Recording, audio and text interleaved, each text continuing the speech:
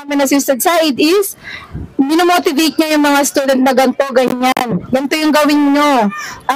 Mag-aral kayo, ganito, ganyan. Tapos yung pagtuturo na katulad niya ng sinabi ko, hinahanap niya yung best way. Hinahanap niya yung best way para ma-explain kung ano ba talaga yung pino-point out ng tinuturo niya. So lahat naman ng ustad namin ganun, pero since ang bida ngayon is yung Ustad Said kasi siya nga yung alis na. So, lahat naman na from students, girls, boys, and mga ustad is nakapag-message na.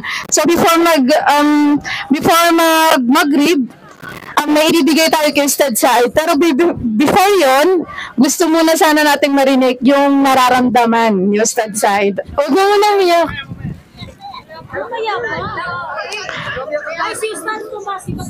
Ice! May nag-volunteer! Allahu Akbar. Ustad, lumawit ka rito. Okay, si Ustad Abdul Kaharis, advisor ng grade 7. So may gusto siyang sabihin para kay Ustad Said.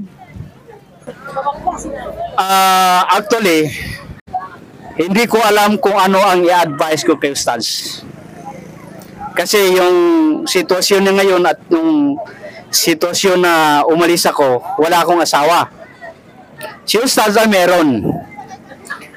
So, nahihirapan kong pagtimbangin kung ano ang dapat.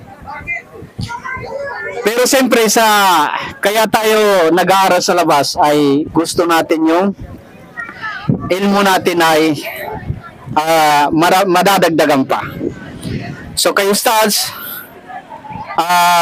siguro mga 2 years pa lang kami magkasama. Naramdaman ko sa kanya yung pagkakapatiran ay yung pagkapatid o ako man yung kuya.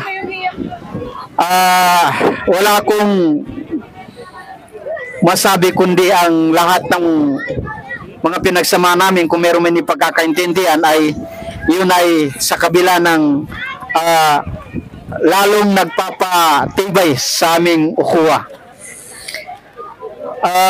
Alhamdulillah, nung sinabi na ko ni Ustads na sinikreto lang niya, siguro mga ilang tao pa lang sinabihan niya, naghihingi siya ng advice, ay tuwang-tuwa ko sa yung sinabi ni Ustads na mag-aaral siya, nakapag-isip siya na mag-aaral sa ibang bansa. Kasi ang pag-aaral kasi sa ibang bansa ay sobrang laki ng pagkakaiba ng pag-aaral lamang dito. Sobrang laki ng pagkakaiba. So in terms ng knowledge. So kaya Ustads, maganda yung ngayon kasi nasa technology na tayo. Yung boring at saka ang hirap ng komunikasyon nung panahon na namin ay hindi gaya ng ngayon. Ngayon, ora mismo merong komunikasyon. Nakikita mo yung panganay mo, yung si Dato Saad, yung pamilya mo, pag tumatawag ka. Noong kapanahon na namin, meron ako isang may kwento sa inyo na tinatawag namin siyang Bin Laden. Ngayon, may asawa sa Pilipinas at alam na yung parang parental na pag-aasawa. Kumbaga, hindi dumaan ng yan. Basta, kumbaga, nagkakilala lamang nang pinakasal na sila.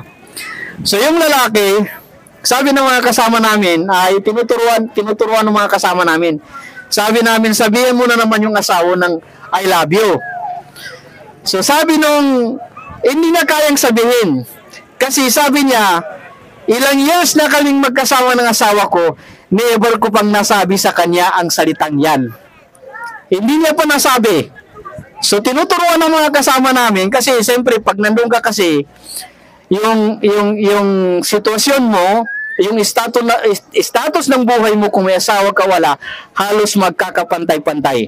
Sa pagpipikunan, sa mga aliwan, halos pare-pareho lang. So, mas matanda siya sa amin. Parang tito na namin eh. Pero nung minsan ay tumawag kasi telephone pala yung ginagamit doon. Pag tumatawag ka, kailangan sakto lang kung anong sasabihin mo kasi naghahabol ka nung minuto na sasabihin mo. Hindi ka pwedeng mga kung anong kailangan mo, direct to the point. So sabi niya, nung nagkausap na sila, ang last na message niya, ang sinabi niya, sabi niya, I love you. Sabi ng asawa niya, ni minsan sabi niya, ngayon mo palang sinabi ang salitang yan. So, di ba, kung titignan natin ay nakakatawa, kasi, doon natin na nakikita na yung mga parental na pag-aasawa ay hindi dumaan sa mga bagay-bagay na tulad ng ngayon mga shabab, yung mga youth ngayon. Kaya, kayo Said, araw-araw pwede mong tawagan yung pamilya mo, manalulungkot ka, kung ano mang bagay na namimiss mo sila ay pwede mo silang tawagan araw-araw. So, kumbaga ay yung pag-alis mo ay hindi yung pag-alis na kumbaga ay iiwan mo kami. Kung hindi, ito ay pag-alis mo dahil sa pagmamahal mo sa pamilya mo, pagmamahal mo sa mga bangsamoro.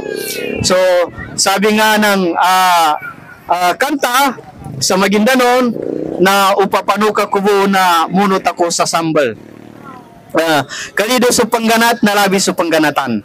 Ang ibig sabihin nun ay kung ako lamang ay isang ibon ay sasama na ako sa hangin. Malungkot man ang umaalis, lalo na ang mga iniiwan. So wag mong isipin na ikaw lamang ang nalulungkot sa pag-alis mo, bagkus lalo na kami na iniiwan mo dito ay sobra kaming nalulungkot, at sana idua mo kami dahil ang dua ng musafir ay mustajaba, na sana ay nasa mabuti kaming kalagayan, at yung mga bata, mga estudyante na laging nasa mabuting kalagayan. Sukran kano kinapakikinig ko. Maraming salamat sa inyong pakikinig. Assalamualaikum warahmatullahi wabarakatuh. Ibigay na natin yung kailangan natin ibigay bago siya magsasalita. Ustaz, dito ka, Ustaz.